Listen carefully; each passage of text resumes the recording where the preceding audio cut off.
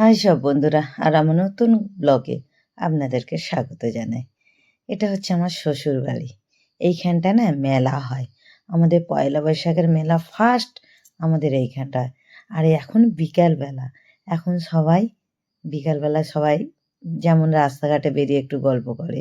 এই আমার শাশুড়ি, পাড়া গাঁয়েরও শ্বশুর শাশুড়ি সবাই বসে আছে। আমি একটু ভাবছি তোমাদেরকে একটু নার্সারি বাগান দেখাবো, যতটা পারবো চেষ্টা করব। এইটা হচ্ছে আমার শাশুড়ি বকবক করছে, কিছু একটা কথা বলছিলাম, সেটা আর বললাম না। যাই হোক, আমার জায়েরা যাচ্ছে, আমিও বললাম তাহলে চলো আমিও একটু তোমাদের সঙ্গে ঘুরে আসি। তা চলো ভেতরের দিকটা যাই। মানে আমাদের মুচিসা গ্রামটা সব নার্সারি। মুচিসা গ্রাম কেন, আরও দূরে দূরে আছে, কিন্তু আমাদের যেখানটা শ্বশুরবাড়ি সব ঘরে ঘরে নার্সারি বাগান। মানে এইটাই ওপরে জীবিকা, মানে সব কিছু ইনকাম। এখানকার লোকেরা যদি একটুখানি ঘরে যদি এক ফোঁটা জায়গাও পায় না, মানে এক হাত দু হাত, সেখানেও দেখবো এরা ছোট ছোট টবে কিংবা কাগজের ওই থলিতে মানে গাছ বসিয়ে রেখেছে। মানে এখানে না সব বাইরের লোক কেনাকাটি করতে আসে। আর আমার গলাটা না একটু ধরেছে, এই তাই কথা বলছে একটু কষ্ট হচ্ছে। তো যাই হোক, এই যে নার্সারি বাগান দেখছেন, একদিন তবে ভেতরে ঢুকিয়ে দেখাবো। আমার শ্বশুরের আছে। আর এই যে এই বাগানের গাছগুলো বড় বড় হয়ে গেছে, এগুলো সব একসময়। আর এখন তোমার এই মাটিগুলো হচ্ছে সার, এগুলো সব সার আছে, মানে যে মাটি গোবর সার সেই সব। মানে যেদিকে তাকাবে শুধু নার্সারি বাগান নার্সারি বাগান। যত আমাদের ইন্ডিয়ারই, বিদেশের নয়, বিদেশেও হয়তো যায়, কিন্তু চারিদিকে আমাদের ইন্ডিয়ার রাজ্যে রাজ্যে সব ডিস্ট্রিবিউট হয়। এইখান থেকে বড় বড় ট্রাক আসে, এসে কেনাকাটি করে নিয়ে যায়।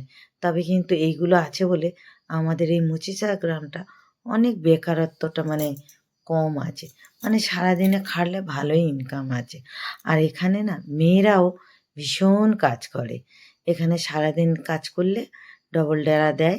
অল্প পয়সা, খালি ঘাস নিড়োবে, টব গুছোবে, এই জল দেবে গাছে। সব মেয়েরা মোটামুটি 7-8 হাজার টাকা করে মাসে ইনকাম করে। মানে এখানে ছেলেই বলি, মেয়েই বলি কিংবা বউয়েরা বলি, কেউ বসে থাকে না।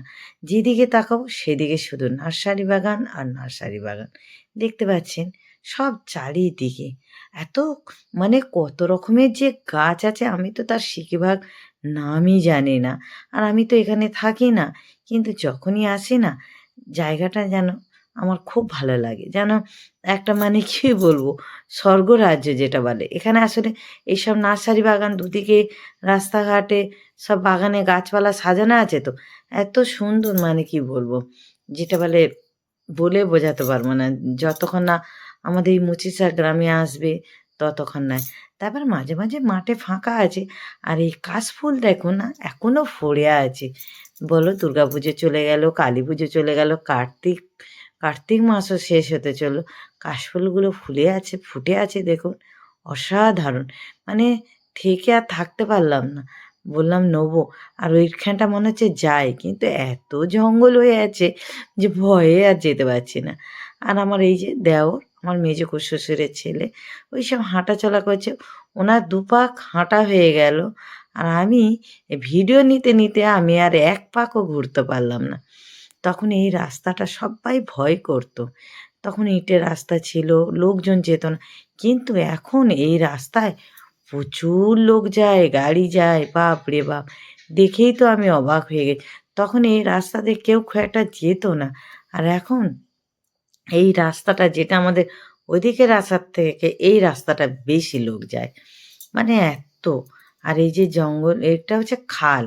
আর এই যে জঙ্গলটা দেখছো মনে হচ্ছে জঙ্গল, জঙ্গল নয়, জানেন ওইগুলো সব বড় বড় নার্সারি বাগানের গাছ বসানো। আর এগুলো সরকার থেকে যদিও বসানো। আর আমার সামনে জায়রাও হাঁটতে যাচ্ছে, আমিও হাঁটতে যাচ্ছি। এই যে আবার ফিরে এসে আবার টাটা দিচ্ছে, ও খুব খুশি। আমার এই দেওরটা একটু হেসে গেলে, খুব কথা বলে।